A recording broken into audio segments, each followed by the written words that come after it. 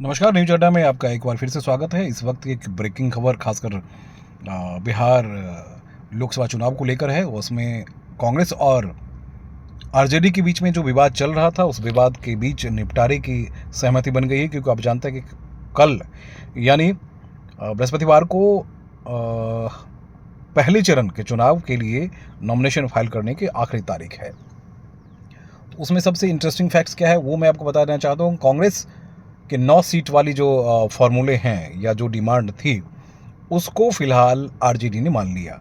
कल तक बात करने को तैयार नहीं थी आरजेडी, और खासकर शाम के वक्त आरजेडी की जो सबसे वरिष्ठ नेता हैं, फिलहाल वरिष्ठ नेता इसलिए कहिए कि उन्होंने पार्टी पे कब्जा कर रखी है और वाकई में होना भी चाहिए।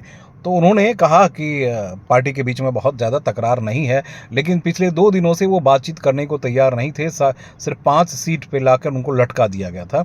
उन 5 सीटों के बाद अभी जो रिपोर्ट आ रही है, अभी जो जानकारी मिल रही है कि 9 सीट को लेकर सूत्रों के मुताबिक आरजेडी पूर्णिया सीट देने को तैयार नहीं हुई है, यानी पप्पू यादव अभी लटके हुए हैं। पप्पू यादव के बारे में कहा जा रहा है, जान रहे हैं कि पप्पू यादव को पूर्णिया ही चाहिए, क्योंकि पूर्णिया से ही बहुत सारी चीज़ें उन्होंने की और जीवन में जो भी उनका कार्य क्षेत्र है वो यही है, पूर्णिया है।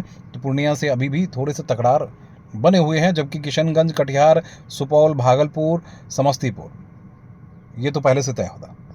अब पटना, साहिबगंज, मुजफ्फरपुर, पश्चिम चंपारण और सासाराम, गोपालगंज वाला जो है हिस्सा, इसको लेकर आज जो है सलाह मशविरा के लिए एक बार फिर से कांग्रेस के साथ बैठक इनकी हो रही है, और बैठक के बाद ये सब सारी चीज़ तय हो जाएगी।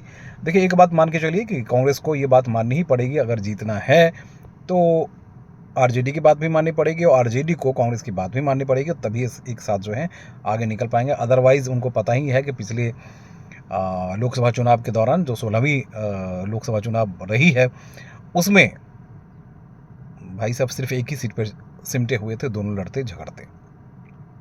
बहरहाल एक बात और भी आपको बता दें कि लगातार 2-3 दिनों तक अगर यही सिचुएशन बनी रहती है तो कहीं ना कहीं पार्टी में गलत मैसेज जाता है, और एनडीए अचानक आती है और उसके बाद अपने सभी समीकरणों को समेटते हुए, बनाते हुए, बिगाड़ते हुए कैंडिडेट डिक्लेयर कर देती है।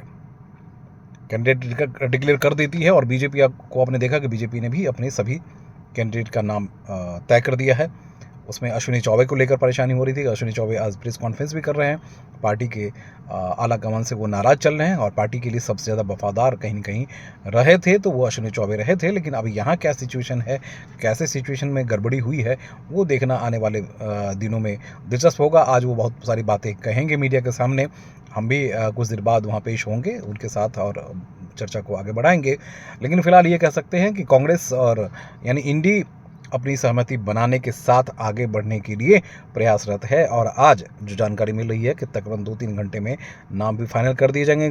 कल ही चुनाव के लिए नॉमिनेशन करने की जो अंतिम तारीख है वो कल ही है, यानी बृहस्पतिवार को ही है। तो आपको पहले से ही सब कुछ तय करनी पड़ेगी।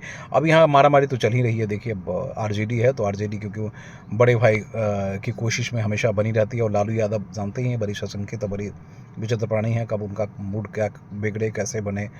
तो क्योंकि सीनियर पॉलिटिशियन है तो उन्होंने सत्ता को बहुत करीब से देखा, लेकिन सत्ता का समीकरण बनता बिगड़ता हमेशा रहा है।